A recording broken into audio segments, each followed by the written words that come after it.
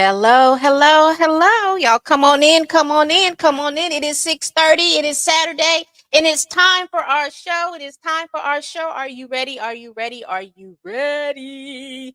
We've got a few topics to cover today, and we're going to really get into this. Let's get this intro going. Let's do it.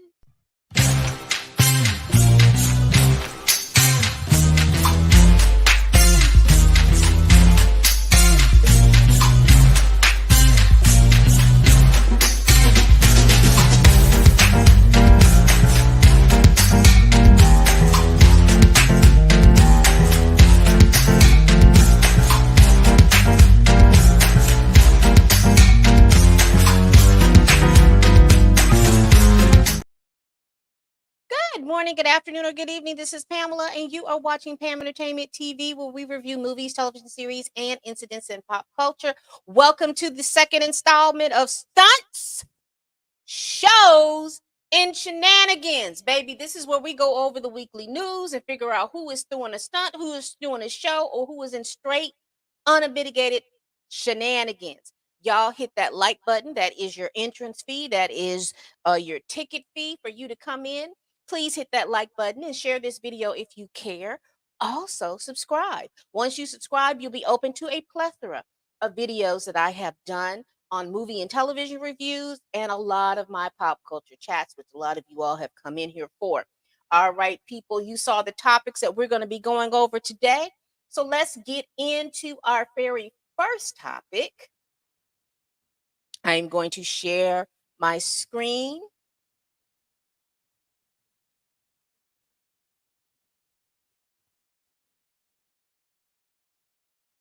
Baby, we fixed to get into this. We're getting ready. Let me pull her up. We've got Carly Russell pleads guilty, avoids jail time after falsely reporting her own kidnap. Now, if you all are not familiar with this case, or you all were living under a rock, baby, the stunts and the shows and the shenanigans that went on around this case back last July is just appalling. So this young lady, Carly Russell, the way the story unfolded is this: she was riding down the road. She claimed she saw a toddler, that she went back, she stopped, she went around, she stopped to go pick up the toddler or see about the toddler.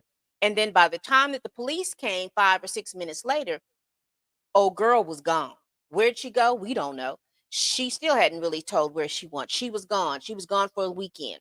And baby, the world was looking for her. Baby, TikTok detectives had even zoomed in the cameras and claimed they saw people running back and forth. It was a hot, you talk about the shenanigans going on over there on TikTok about this case.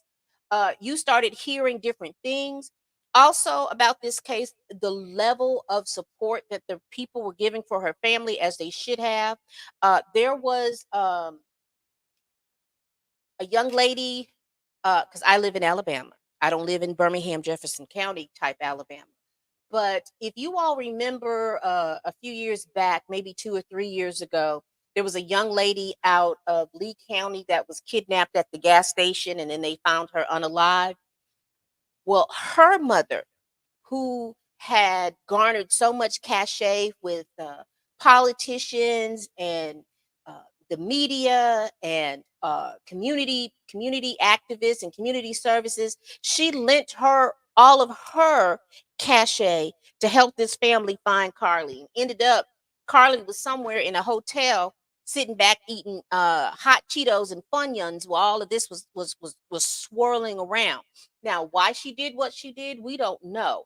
It has always been speculated that the boyfriend was about to leave her, or he had left, or their relationship was bad, and she was doing something to bring their relationship back together. Some people say it was, again, stunt shows and shenanigans, which it was. Some people just said, she has some mental health issues. It was a whole lot of different things. We don't know. But let's get into this article. Let's get into this article written by Jonathan Franklin.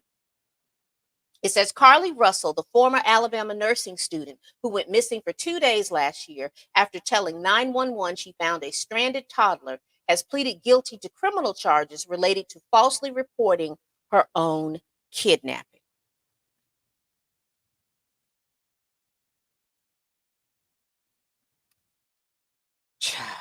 It's a whole lot of this student. Let me just say this. She's a former Alabama nursing student. Let me say this for you young ladies and young men that are wanting to go into nursing school. It is not, unless you just want to go to that school to say you went to the University of Alabama or whatever, y'all can find you all a 2-year college to go to school for nursing, get an RN degree, and you won't spend as much money as you would going to the University of Alabama. And listening to this former nursing student, all that money that you spent going to that school, will they let you back in with this misdemeanor? I don't know. But let's continue. Russell has admitted that she was not kidnapped and did not see a young child on the side of an interstate.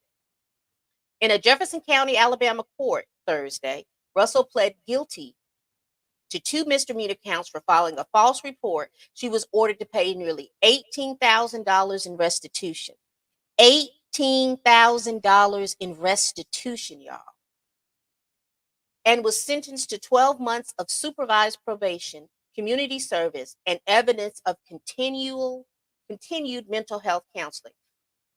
During the sentencing, Judge David Carpenter also suspended Russell's 2 6-month sentences because previously she was sentenced to 6 months in jail. He said that it would be a waste of government resources to put her in jail.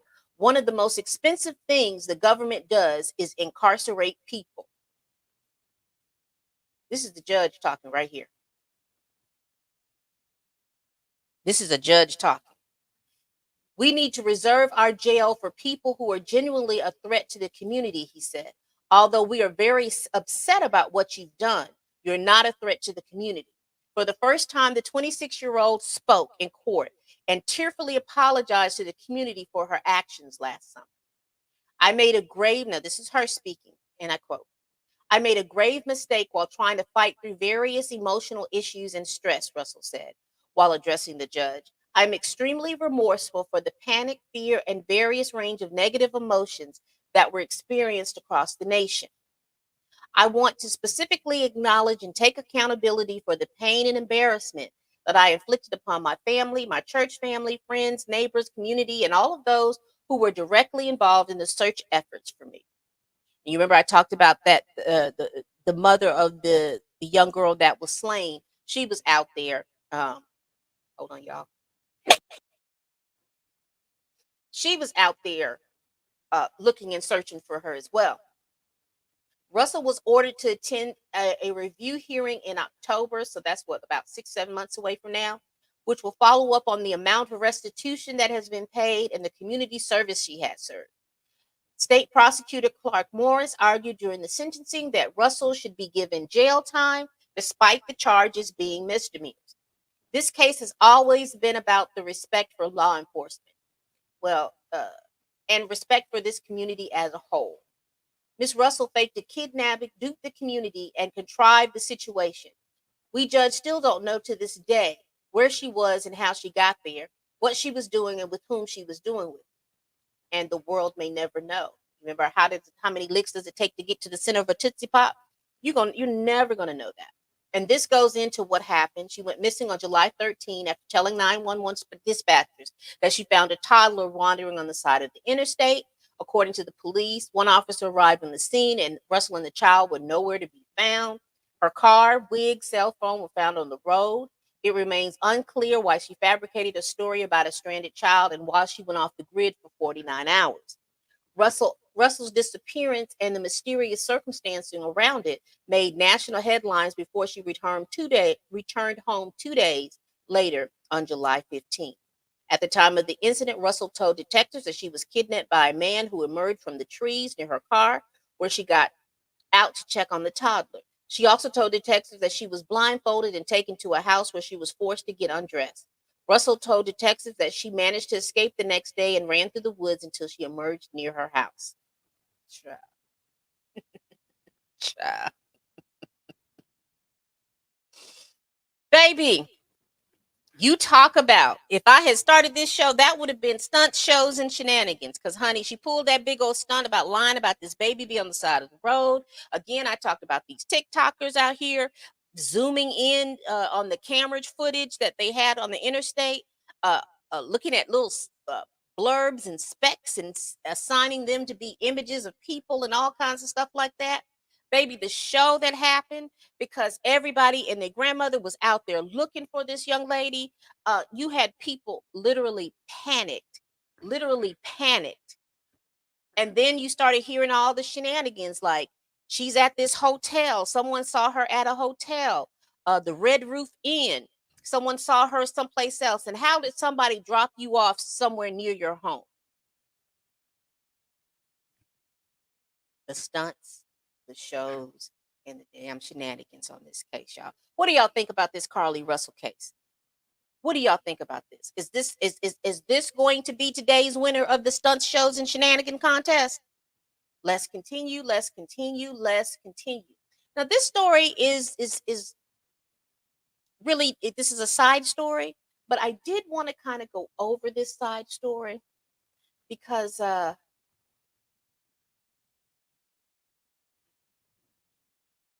me share my screen. Share my screen. I've done a video on here, but I did want to kind of just talk about this really quick. Katherine Jackson receives over $55 million since MJ's death. Now, why am I showing this particular story? Basically, when Michael Jackson died, and I do believe that his will is on the internet for you all to see. But when Michael Jackson died, he left two attorneys over the estate, and that the people who were the beneficiaries of his estate was his children, was his mother, and there was a charity. Those were his children and his mother were the main beneficiaries. There are secondary beneficiaries like a charity and I think his nephews, and it goes on like that. But anyway, the biggest thing that came out of that was uh, his siblings and his father were not mentioned in this will. So all the things that he had acquired while he was living, because I don't know if you all knew or understood this, that Michael Jackson had acquired the Beatles catalog. He also had acquired a couple of other catalogs within itself, and while he was living, because he had a drug problem, he was siphoning a lot of money off of those catalogs and things like that. But once he passed away, uh, the estate was able to make more money, pay off whatever debts that he had. And since then, the estate per year has been making in excess of 300 to $400 million a year. Last year or the year before last, there are talks, or they have already done it. There are talks of selling off some of this catalog for $600 million. Now, I don't know how smart or how dumb a move that is. However, you're talking about the Beatles catalog, where people are doing merchandising deals and jingles and all kinds of deals like that, that you can use these particular songs and things like that in perpetuity for. Again, he has had a whole lot of other things that he owns and has a stake in, but for some reason, I think that they were wanting to sell off that Beatles catalog, if I'm not mistaken. Anyway, Miss Catherine and the other beneficiaries had sued because they were like, no, that's not what we wanted. That's not what he would have wanted. But the way Michael Jackson wills has really been laid out, the beneficiaries don't have as much say as the people who are over the estate. So basically, the people who are over the estate can make these deals. They can pay their own salaries. They can do all of these different things, and it's just that the beneficiaries are just supposed to reap the benefits of it. Okay, so Catherine and her grandchildren went to court, and they inevitably lost. So what's happening is Miss Catherine is wanting to appeal, but she wants the estate to pay for the appeal. And her grandson Blanket, Michael Jackson's youngest son, said, Nana, no, you're gonna use your own money. Now, the way this story is written, you would think that she is being greedy and siphoning off the money. But first of all, there will be no Catherine Jackson slander on stunt shows and shenanigans. There just will not be. I'm going to offer a story to you all, but I'm first going to read this so that I gave the backstory. So I wanted to go ahead and in fairness, read what they're talking about. And this is from TMZ. Michael Jackson's mother has amassed a fortune since her son died, to the tune of tens of millions, which is why she can pay for her own lawyers. Uh, so claims MJ's estate. A rep for the estate confirms to TMZ that they have filed legal docs in their ongoing dispute with Katherine Jackson over attorney fees that she's trying to have the estate cover, over a deal that the estate itself struck, which she's currently appealing. The TMZ has seen the paperwork and it lays out some financial info. If accurate, is absolutely eye-popping. In the filing, the estate claims that there is a massive amount of cash and other benefits Catherine has received since Michael's death in 2009, with the executors of the estate alleging it all totals more than $55 million over nearly 15 years. A good chunk of that dough, the estate claims, comes in the form of a monthly allowance it says Catherine is afforded by MJ's estate and totals more than $160,000 a month. That allowance plus other cash payment amounts to $33 million of the 150 of the 55 million total, according to the estate. On top of that, the docs say Catherine is well taken care of by the estate, which claims to have shelled out more than $15 million to buy and improve her luxury home, not to mention paying for her transportation and other perks like a private gardener, chef, and security. The point of the estate executive laying all this out is to bolster their argument Catherine can afford to cover her own attorney's fees as she pushes forward with her appeal to fight a huge business deal the estate struck, which she and Michael's son Blanket were fighting together until recently. Unclear what exactly the deal is, but appears to be related to the blockbuster deal that the estate struck for Sony to buy half of MJ's music catalog for 9 figures. We broke the story. Blanket filed legal docs earlier this week that made it clear he too felt Catherine could be covering her own attorney's fees for the appeal. Blanket and Catherine's side Blanket was on Catherine's side up until the judge ultimately ruled against him, and he decided it did not make sense to go forward with the appeal of that ruling. Blanket now says he wants out of the fight, and Catherine is on her own for the appeal. We've reached out to Catherine's team, so no word. Okay. Let me go over the stunts, the shows, and the shenanigans about this case as I see it. So Michael Jackson uh, was pruned from the timeline back in 2009, correct?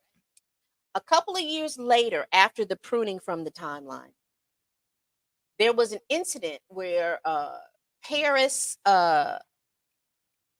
Paris Jackson got on Instagram, Twitter, and all kinds of places asking folks to look for her grandmother. She couldn't find her grandmother.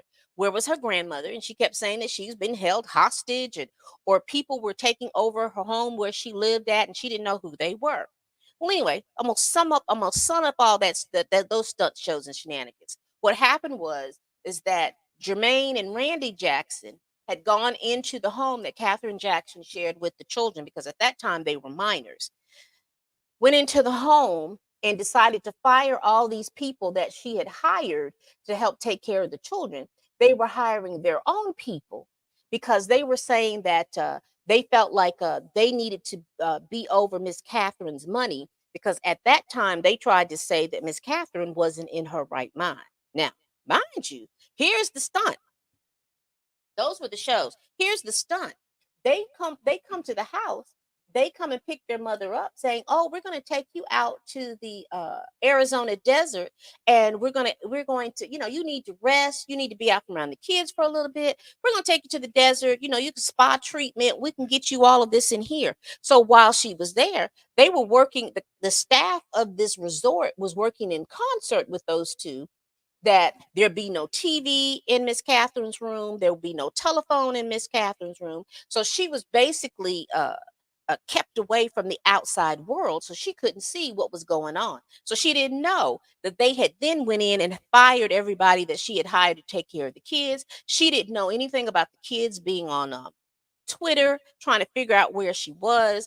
Bottom line, Michael Jackson's nephew, Tito's son, went over there and wrecked shop, because remember I told you he was a secondary beneficiary. He was in odds with his uncles, and they had even one of his uncles had even come to blow, allegedly. And it ended up that he had made sure that he had kicked all those people out. He had to get Miss Jackson back to the house. They had to go to court, and it ended up that him and Miss Jackson had joint custody of the children. Now, the reason why I mention that and why this thing is so important, because this leads me to believe that basically what Blanket is saying without saying it in regards to his grandmother and that money is the fact that he knows that because Miss Catherine has had a stroke recently in the past couple of years. He knows that his grandmother is ill, and he also knows that his uncle and a couple of his aunts have been siphoning some of that money that she gets, that hundred and something $90,000 that she gets. Because I think about 5 years ago, uh, there was something that was going on in regards to Miss Catherine, where they were going over the monies that she spends out per month. And baby, she gives Latoya a certain amount of money. She gives Randy a certain amount of money. She gives Jermaine a certain amount of money. She gives other grandkids and things like that a certain amount of money. So I know Blanket knows that a lot of that money is being siphoned to other people. But if she would just, and they have been probably over her portion of the estate probably for a long time, because they are trying their best to get in, because they sued the executors for them being the executors back a few years ago during when those stunt shows and shenanigans happened, when they had Miss Catherine held hostage over there, having her playing Uno and holding up uh, a page talking about, I'm okay, I'm all right, see, I wrote it down, I'm all right. Had her over there almost like they had kidnapped their mama or whatever was going on.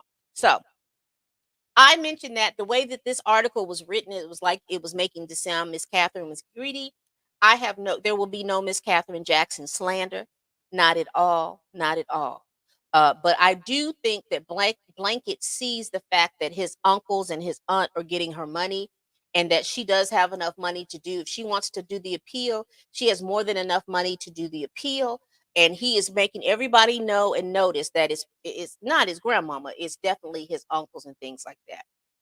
So let me see who has showed up. Thank you all for showing. Hello there. We in here. I'm so glad to see you all in here. Everyone has mental health issues. Yeah, we all go through something at some point in our time. And I do think that Carly Russell is going through something. Uh I think the pressures of going to school, I think the pressures of being in a relationship, particularly when you grow up and you're socialized that you're supposed to be in a relationship and you're supposed to be married, and all of those things ain't panning out like they need to. Sometimes you do things that are not right. I'm not saying that I'm in agreement of what she did. I'm just saying that I understand we all have some type of thing that we do. But her thing was she did something that was much more egregious and much more public. That's a hell of a judge. It is to make that statement, and particularly when you understand and know that a lot of judges' campaigns are being paid by these privatized prison systems. That is a very big thing for a judge to say.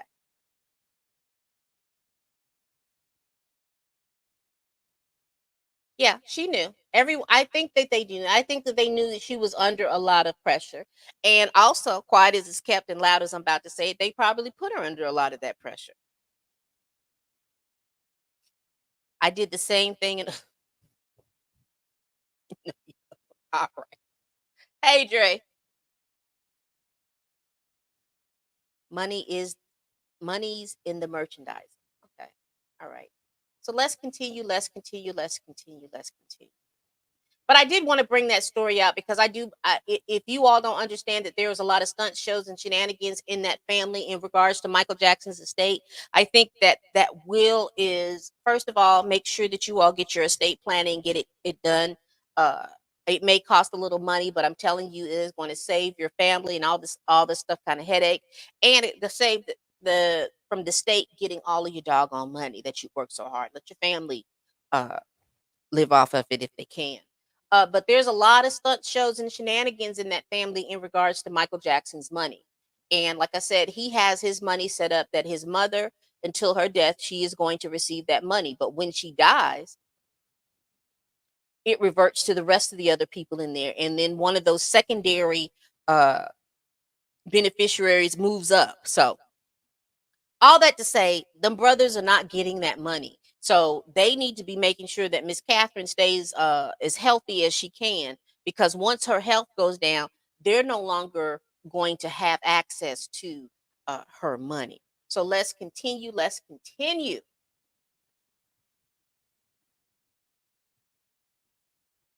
Please hit that like button. Please share this video if you care and support the channel. Go to my other different channels. Help me reach 3,000 subscribers. Once I reach 1,500, I will be doing a 1,500, a 15 to a $50 giveaway. So please tell your friends and your kins and everybody else that I'm over here making these videos. Tell them how you like me and you love my personality and you love my delivery, and they should be coming over here to see me. All right, people.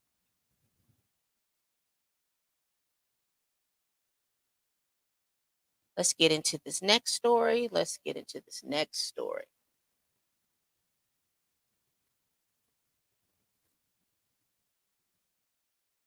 Baby, Miss Candace Owens. I started seeing more of Miss Candace Owens. I kept seeing a lot more of her on shows like The Breakfast Club. I've seen her on a couple of other different things. She was talking everything. And if you're not familiar with Candace Owen, her face will get you familiar really quick. This is Candace Owen. This is Miss that Black culture is not her culture, and she doesn't like Black culture. She wants everybody to uh, Blexit and leave the Democratic Party and join the Republican Party. She has a whole lot of stuff like that going on, right? She spends a lot of time degrading the Black community for wanting equality. She's against DEI. She's against the LGBTQIA community. She's against all of these different things. She just believes that the United States would be better off if it was back in the 50s and the 60s. And quiet as it's kept and loud as about to say it, baby, you would probably have been worse off. But let's continue about Miss Candace. So apparently, this conservative news organization that she worked for, she got fired, Daily Wire, for allegedly anti-Semitism. So we're going to read this article by TMZ.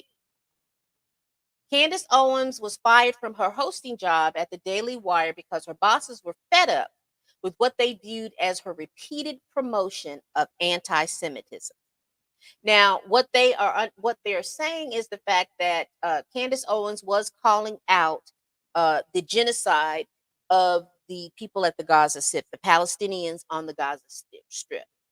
And if you understand or know about Zionism, that is a fact within the Jewish community where they believe that that area of the world was gifted to them by God and everybody is going to come back.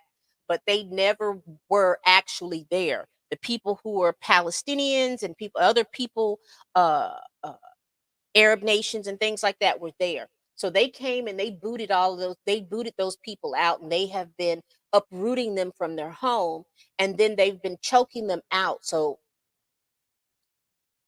they've been choking those people out to the point where they are bombing, they're doing a whole lot of different things, because if you notice back, when was it? It was the mid part of last year or the later part of last year. I think Hamas had shot up a concert and killing some people and taking some people hostage. Now, that is wrong within itself as well. Do not mishear me in thinking that I'm okay with that. I'm not. But the response from Israel, it has gone above and beyond. And let's be very clear. And like I said, I am not trying to make anybody political or not. I do not care how you fall on the side. I'm just telling you what I see and see what happened. What has happened is the response from Israel has been above and beyond. And we see that there are a lot of women and children being killed. There are a lot of places being bombed. People are being forced out of their home. All of these people are being forced into this one small place, and then they're bombing and killing these people in this one small place. It's a whole lot of stuff going on, and there are a lot of people, in particular, a lot of entertainers, uh, of Jewish descent that are okay with this. And anytime you say anything about the state of Israel doing these things, you have been lumped to being an anti-Semite. You're anti-Semitic. And I need for us to understand the Vatican is a country. It's called a micro country. The Vatican gets criticized all the time, and no one tells you that you're an anti-Catholic.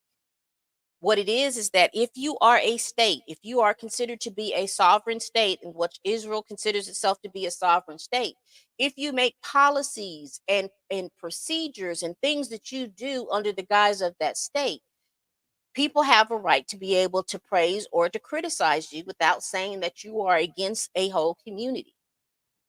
That's just like the same thing with the American government.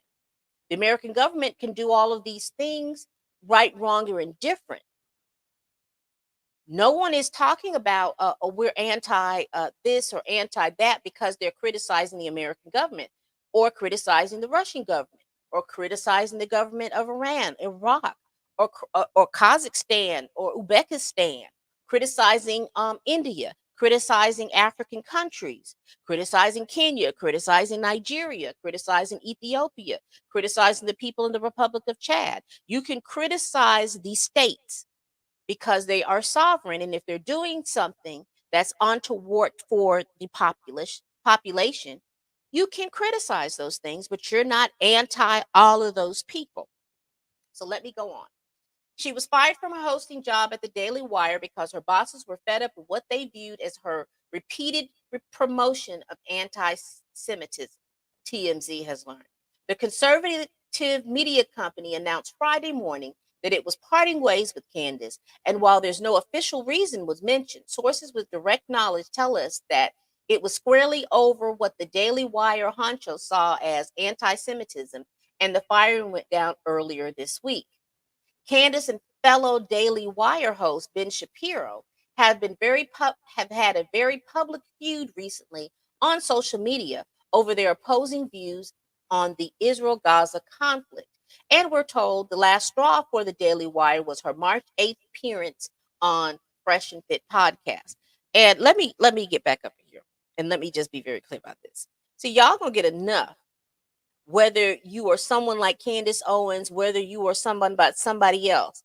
Y'all gonna get enough on getting on these divisive podcasts, because Fresh and Fit, I think, was kicked off of this platform a few months ago because of their antics and their ways and things like that. So I'm curious as to why you would get on that platform and air out anything for the way how they think and the way that they view women and the way that they view black folks and the way that they view all kinds of things going on.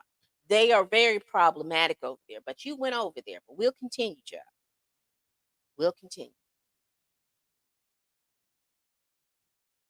The hosts were talking to Candace about the rift with Ben, and every time Ben or his wife, who is Israeli, was mentioned, the show dropped a cha-ching sound effect, an obvious nod to the anti-Semitic trope about Jews and money. Interesting. Y'all let me know. I didn't know that was what is the never mind. Never mind. Don't. But if you want, you can leave that down in the comments. But I'm just curious. I didn't know if there was something like that. Y'all let me know. While Candace didn't say anything to besmirch Ben, we're told the feeling was she didn't say anything to defend him or call out the anti-Semitism. To be fair, it's unclear whether she heard the sound effect while recording the podcast. We're told Daily Wire execs had previous conversations with Candace in an attempt to understand her position, as they did not want to censor her, but they felt the podcast incident crossed the line. As one source in the know put it, Candace often bragged about being one of the best communicators in media. So the Daily Wire execs felt like she knew what she was doing. We're also told Shapiro was not involved in the decision to fire Candace.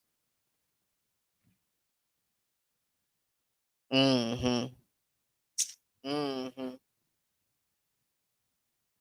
And he doesn't have any power to do so. Interesting. Candace addressed her feud with Ben when she was on the Breakfast Club Thursday, saying she was not anti Israel or anti Semitic. She's simply against all forms of genocide. A source connected to Candace insisted the same, telling us she's obviously not an anti Semite.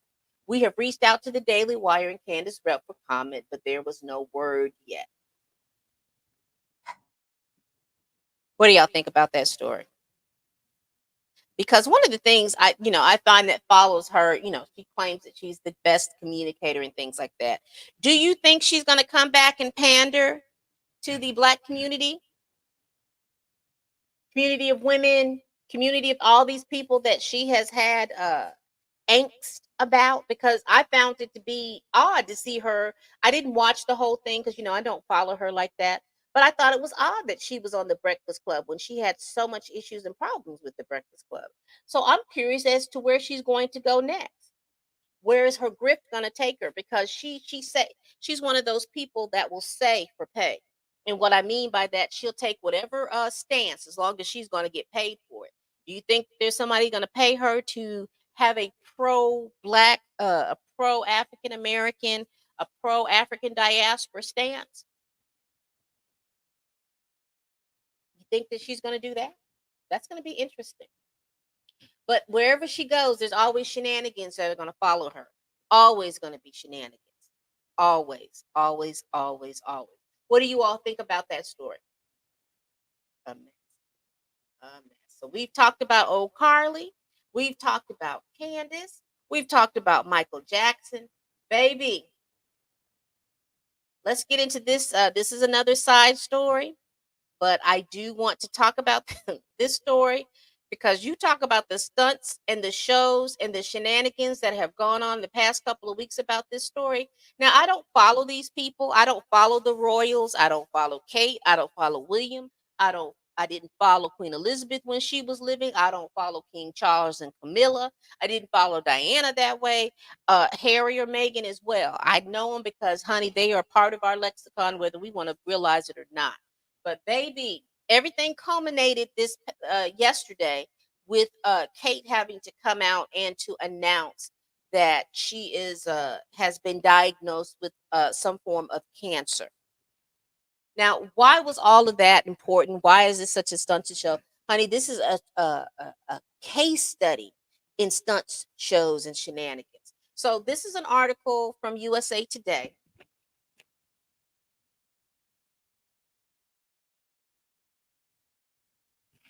This is an article from USA Today. It says, "Where is Princess Kate? The timeline of what to know about her cancer diagnosis announcement." All right. So we're going to get into this article really, really, really, really quick. Really, really, really, really quick. I saw something.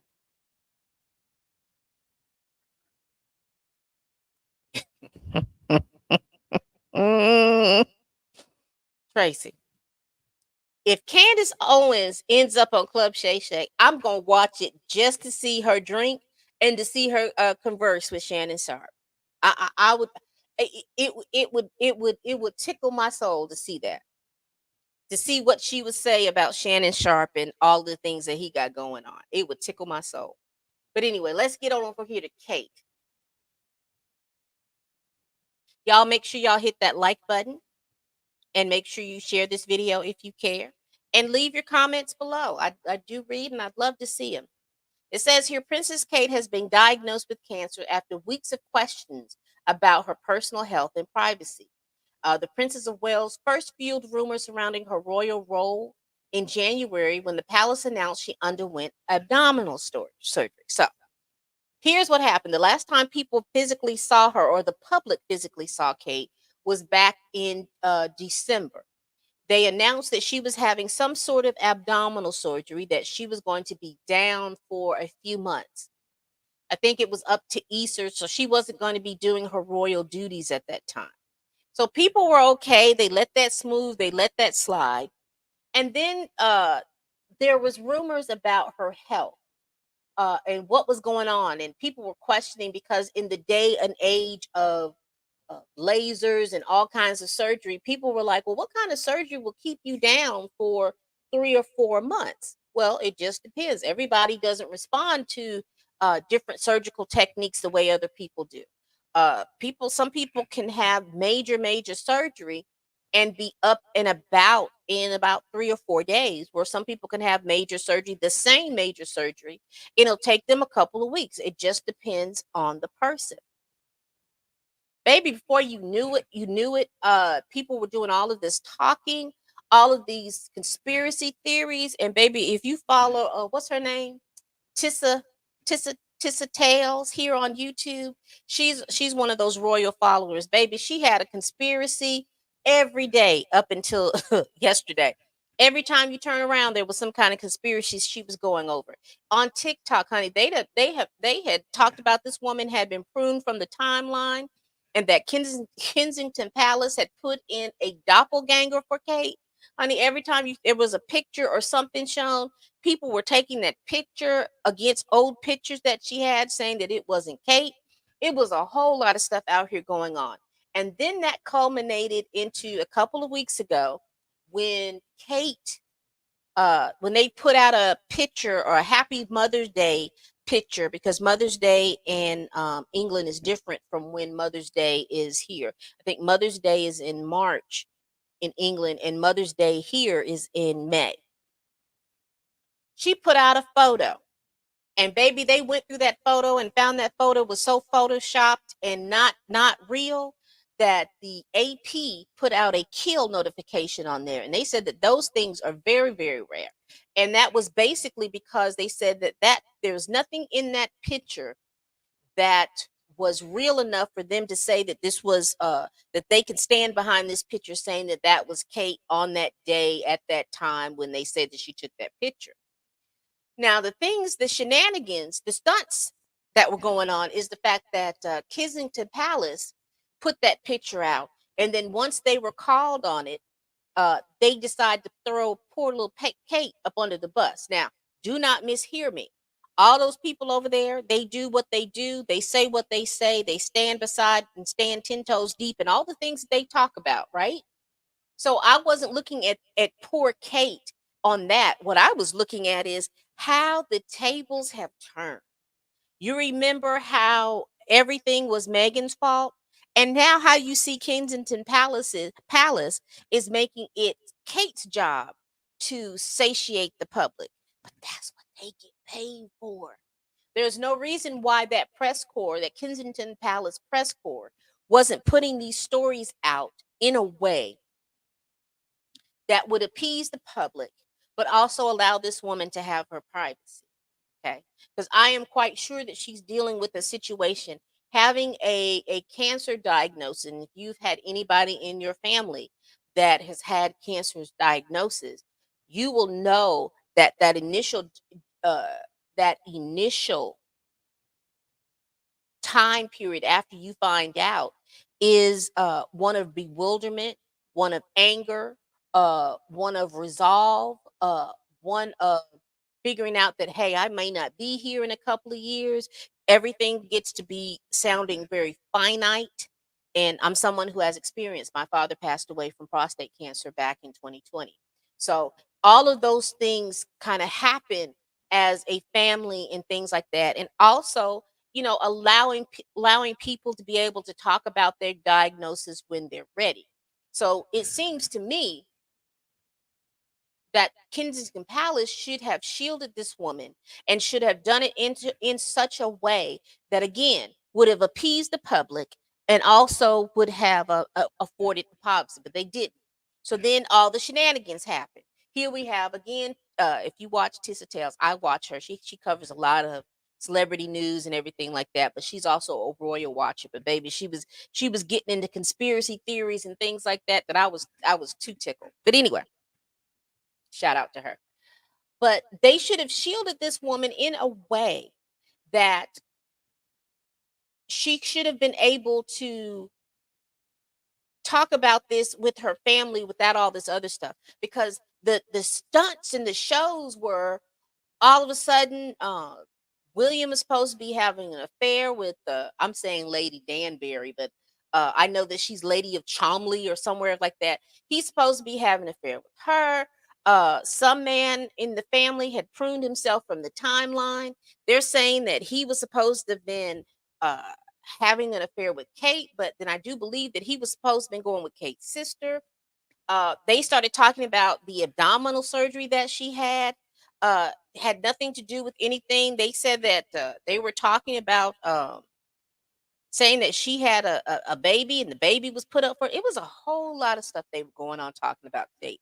And the shenanigans ensued to the point where this woman had to come out and sit on a bench by herself, because I don't know where William was at. I don't know where Prince William was at, because it looked like he should have been there. But they had her sitting on this bench having to tell the world and make her rush telling her children about her diagnosis, probably make her rush about telling her friends and family and all this other stuff. So it was all these stunt shows and shenanigans going on about this. And so now it all has culminated that this woman, the reason why you didn't see her, the reason why she wasn't out doing in the royal duties is because she got a diagnosis that has just now shocked her world. What do y'all think about this? I just wanted to go over here because, honey, this for the past couple of weeks. You talk about stunt shows and shenanigans. This royal family and this uh press, the royal family's press corps, they need to get rid of all them folks in that press corps, because if they don't know how to uh make the royal family keep their business in a certain way where they don't look like they're amateurs, they need to get rid of those people. These people, they need people who have better social media ties. They need people who have all these little different things so they can squash these stories, because news is no longer just mainstream media. People are coming up with news and things like that from other sources and things like that. But let me tell y'all what did y'all think about that? All right, people, we are moving along. We're getting to our last story. Our last story. So I'm going to tell y'all, if you were a college student between 1983 and 1996, 7, and you went to college in the United States of America, and you could have gone abroad, I don't know. This story a couple of months ago had y'all almost about to pass out. A lot of y'all were about to pass out.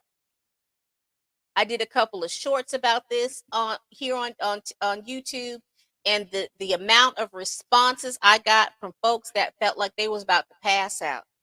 Baby, did y'all watch the Freaknik documentary on Hulu? Did anybody watch it? If you watched it, put a 1 in the chat.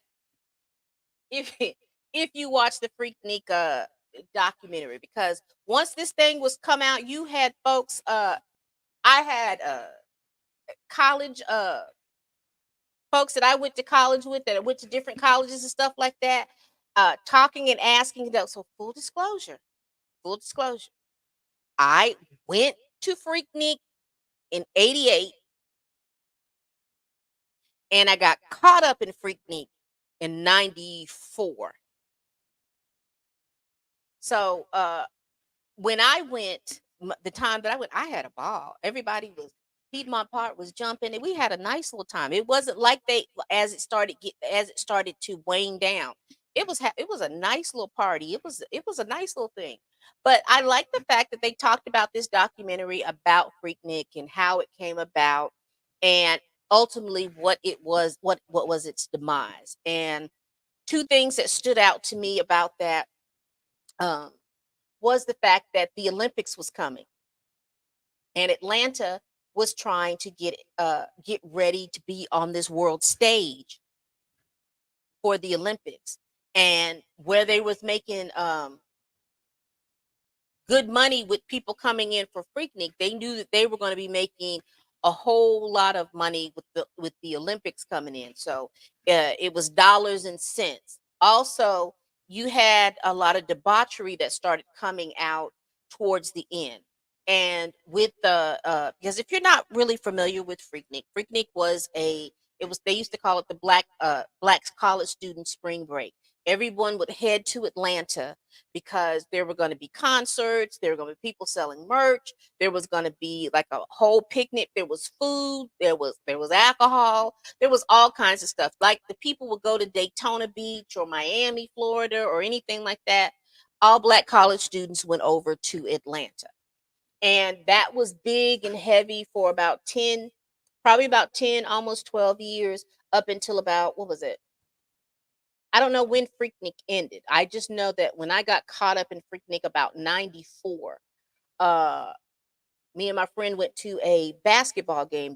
My dad had gotten some free tickets from his job or something like that. I can't remember.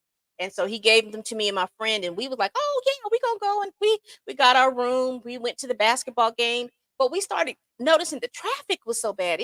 We didn't get to the basketball game uh because of the traffic. It didn't take us long to get to Atlanta. What took us so long was to get from uh I-85 downtown, through downtown, so that we could get to the what was the Hawk Center? Because it wasn't the Mercedes Benz thing. It's called something else. I can't remember what it was called. But it took us a long time to get there. And it took us a long time to park. So by the time that we actually got into the game, they were starting the second quarter. But when we got to the game, we noticed that it was just sparse. Wasn't that many people in there. So we stayed to halftime, and somebody who was sitting in there, I remember them saying, "Oh, y'all better, if y'all gonna go home, y'all better, if y'all gonna go to your hotel, you better head out now because it's gonna take you 4 hours to get there." And we was looking at her like, "Why would it take us 4 hours to get to anywhere?" And then she explained, she said, "This is Freaknik weekend, and baby, traffic was bad." And when I tell you that woman wasn't lying, she wasn't lying. We would have we It took us 2 hours because our hotel was not downtown. Our hotel was on the outskirts. So it took us 2 hours to get from downtown back out onto the interstate. But when you got onto the interstate, they had blocked certain exits. So the exit that we needed to get on to get to where our thing, we actually had to go all the way down. Now, mind you, this was before GPS was in your car. And if you know, MapQuest was the big thing. So you would print out a MapQuest thing. So you had to go back or find some way to look at your MapQuest map that you had to try to weave your way back to. We ended up stopping at a gas station and literally having to buy a map of Fulton County so that we could get to the place where we had to go. And when I tell you, from going from where the Hawks were playing to our hotel, took us 2.5 hours. 2.5 hours. They had blocked off so much stuff because they were trying so hard to choke the people from not wanting to come back. And baby, let me tell you, I think that happened too. But what did y'all think about the documentary? For those of you all that almost had panic attacks a few months ago and was scared that your picture was going to be shown on there and anything like that, how y'all feeling? Y'all all right? Because it didn't look bad. All y'all were doing was popping. Some of y'all were locking, but it wasn't that bad. But they did talk about the downside of it, how you had this element of men that came in and they were just being disrespectful, causing harm. Some people were R word. Some people's clothes were pulled and all kinds of stuff like that. That didn't happen at the rate that I remember going and having fun at Freaknik. So nobody went to Freaknik, or y'all just ain't saying. But that's all right. Y'all ain't got to say. Y'all don't have to. It's all right. We had a ball, but the documentary wasn't as bad as people had made it out to be. It wasn't like it was going to be this expose on anything like that. I thought it was good. I was confused about 21 Savage though, because I was like, you look like you was a baby during that time. What did you know about Freaknik back in the day?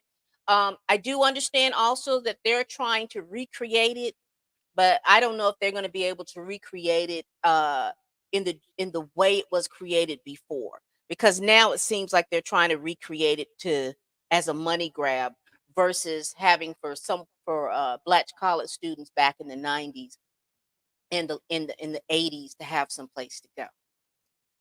All right, people, we have made it to the end of our show. What do y'all think? How to do? Let me know down in the comments. This is my weekly show, 6:30 every Saturday. We're going to be doing our stunt shows and shenanigans, and we're going to be talking about what's going on in the news. Also, as I get better with this show, I am going to pull some of you all up so you can talk about what you all think about some of these stunts, shows, and shenanigans. All right, people, we do this every week. Every week. Please like, comment, and subscribe. Please share this video if you care. Also, comment. Tell me what you think about these stories. If there's a story that you want to go over next week, hey, send it to me at pamentertainmenttv@gmail.com. I'll go over that story and look at it. Or put it down in the comments of any of my videos because I see it. I'll see it. I'll see it. All right, people. Please tell a friend, tell a kin, tell that coworker, tell that heifer that you can't stand that I'm over here making these videos, child. And as always, people, bye-bye.